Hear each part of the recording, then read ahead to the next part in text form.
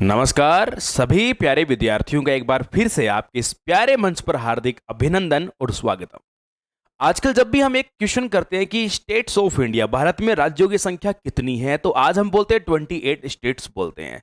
लेकिन एक सवाल और आता है कि भारत का 29वां राज्य जो 29th जो स्टेट था उसका नाम था तेलंगाना।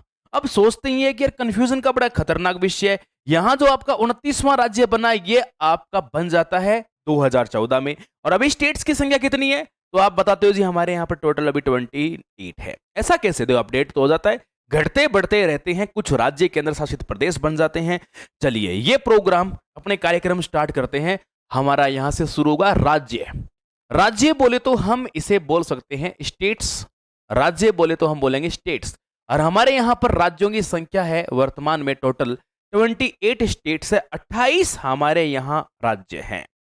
दूसरी बड़ी गंभीर बात, इस प्रोग्राम को स्टार्ट करते हैं अपने उस दौर से, उस जमाने से जब हमारे भारत के अंदर आजाद हुआ था। आजाद होने के बाद हमारे भारत में सबसे इंपॉर्टेंट था हमारे देश का संविधान। 26 जनवरी 1950 इस दिन हमारे भारत में संविधान लागू होता है, इंडियन कॉन्स्टिट्यूशन कंटिन्यू हो जाता है, जबकि हमारा संविधान 26 नवंबर 1949 को बनकर रेडी है। देखिए ये जो 26 जनवरी 1950 आप देख रहे हैं साथियों, इस समय हमारे भारत के अंदर कुल मिलाकर कितने राज्य थे? कुल मिलाकर भारत में 14 राज्य उस समय हुआ करते थे, यानी 14 स्टेट्स उस समय भारत में हुआ करते थे। और 14 स्टेट्स के साथ में हमारे यहां पर 14 ही लैंग्वेज को संविधान में मान्यता प्राप्त थी। बड़ी गजब की बात है, सिमिलर बात आपस में। यानी हमारे भारत में 14 ही तो राज्य थे और 14 ही ऐसी भाषाएं थी जिनको इस संविधान के अंदर ऐसी मान्यताएं प्राप्त थी। लेकिन समय बदला, अभी वर्तमान में भारत में 22 भाषाओं को मान्यता प्राप्त है और इसके साथ 28 हमारे 28 जो स्टेट्स हैं ये भी हैं। अभी आप देखेंगे राज्यों को मान्यता मिल गई, 14 राज्य उस समय थे। उसके बाद में आप जानते हैं कि राज्यों को लेकर एक बड़ा चेंज हुआ था। 1956 में राज्य पुनर्गठन आयोग आया था। यानी आप जिस बात को भी जानते हैं कि हमारे भारत में राज्य का पुनर्गठन करना है, क्योंकि बहुत सारे काम पेंडिंग पड़े थे, पुनः गठन करना था। उस समय बहुत सारे कार्य पेंडिंग पड़े थे, तो उनको भी ध्यान रखना पड़ेगा। 1956 की बात है। और फिर साथियों एक बड़ा अपडेट आता है, धीरे धीरे कई राज्य बनते गए। 1 नवंबर 1966 को पंजाब से हरियाणा भी अलग हुआ और करते करते करते एक बदलाव आता गया। और फिर हमारे पास एक सन आता है, सन है वो 2000। सन 2000 बड़ा इंपॉर्टेंट है। वो भी सन 2000 के अंदर नवंबर का महीना हमारे लिए मोस्ट इंपॉर्टेंट है। नवंबर सन 2000 मोस्ट इंपॉर्टेंट मंथ में से एक है। चलिए साथियों अभी देखते हैं कि ये नवंबर के अंदर 3 हमारे पास स्टेट बने थे। जरा देखते हैं कौन से कौन से। एक स्टेट तो बना था 1 नवंबर को, एक स्टेट बना था 1 नवंबर को, एक स्टेट बना था 9 नवंबर को, यानी कुछ कुछ दिनों के अंतराल में, और एक बना था 14 नवंबर को। कुछ लोग 15 लिख देते हैं, इससे कोई खास फर्क नहीं पड़ता है, 14 15 एक ही बात है। देखिए 1 नवंबर को कौन सा राज्य बना था वो जरा आप यहां पर खास करके ध्यान दें। 1 नवंबर को हमारे भारत में एमपी से छत्तीसगढ़ अलग होके बना।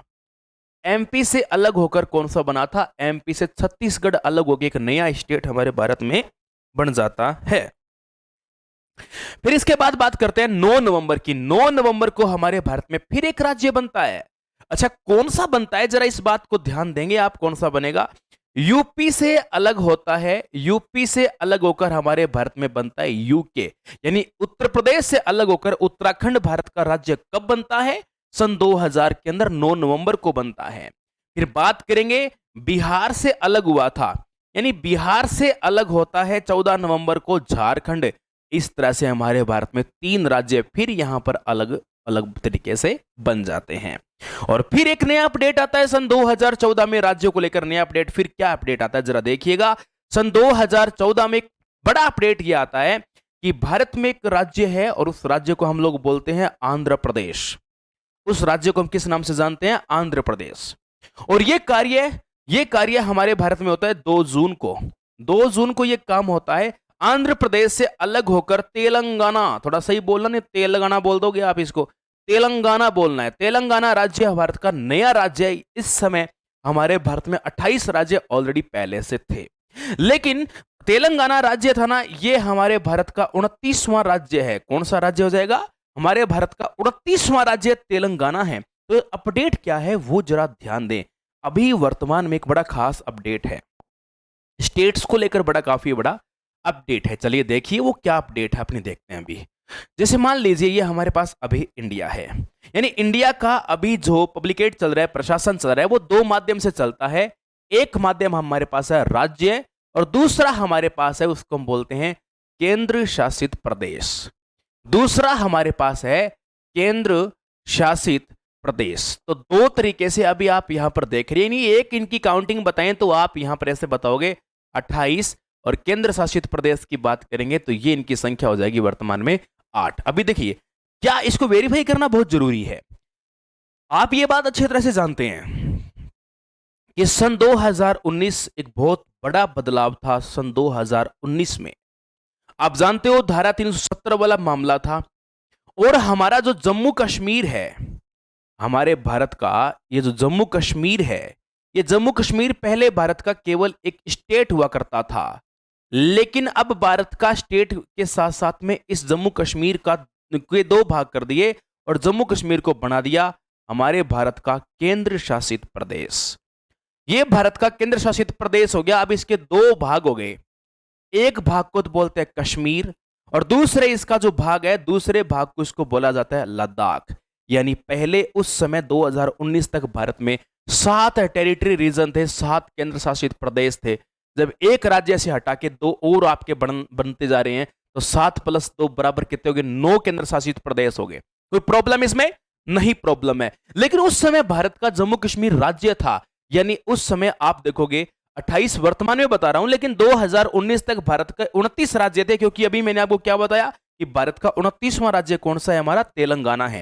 यानी 2019 तक आप भारत के 29 राज्य पढ़ रहे थे। अब एक राज्य यहां पे कम होता है, एक राज्य कम हुआ, कितने हो गए? 28 राज्य हो गए। लेकिन वहीं आप देखोगे केंद्र शासित प्रदेश 7 थे, अब ये जम्मू कश्मीर दो भागों में बट गया, तो 7 + 2 बराबर 9, यानी 9 केंद्र शासित प्रदेश। पर मैंने यहां तो 8 लिखा है ना, पर एक बड़ी प्रॉब्लम ये हुई कि यहां पर एक दमन पड़ता है, एक दीव पड़ता है, ये दो एक ही है, दमन दीव दो अलग अलग जगह पर है। अच्छा, ये तो है गुजरात की लोकेशन जो आप यहां पर प्रॉपर देख पा रहे हैं। इसी तरीके से यहां पर आपका पड़ता है महाराष्ट्र पड़ता है। इस महाराष्ट्र गुजरात के बॉर्डर पे फिर यहां पर एक और है जिसका नाम है दादरा नागर हवेली। दादरा नागर हवेली। यानी अब रिपोर्ट एक नई आती है। ये नई रिपोर्ट कब आती है? ये नई रिपोर्ट 26 जनवरी सन 2020 के अंदर ये नरेंद्र मोदी जी की घोषणा होती है। उस घोषणा में दादर नागर हवेली और केंद्र शासित दमन दीव को आपस में एक कर दिया जाता है। जैसे ये दोनों एक होते हैं तो 9 में से 1 घटाना पड़ेगा, क्योंकि एक ही हो गया ना। तो वर्तमान में कितना हो गए? 8। तो इस हिसाब से केंद्र शासित प्रदेश की संख्या कितनी है? 8 है। ये छोटी सी एक जानकारी थी केंद्र शासित प्रदेश को लेकर। आई होप कि आपकी खोपड़ी में अच्छे से आ गया होगा। अब हम स्टेट्स का एक व्यू देखेंगे, कैसे स्टेट्स को कवर किया जा सकता है। इस क्लास के लिए सभी आप तैयार रहना। हो सकता है अगली क्लास जो आपकी आएगी वो लाइव सेशन में रखी जाएगी, और जो विद्यार्थी लाइव क्लास के लिए बिल्कुल रेडी है, जरूर कमेंट करना कि कौन सा टाइम लाइव क्लास के लिए बिल्कुल कंफर्ट टाइम रहना चाहिए। ठीक है दोस्तों, फिर मिलेंगे जल्दी ही नई क्लास के अंदर। जय हिंद, जय भारत।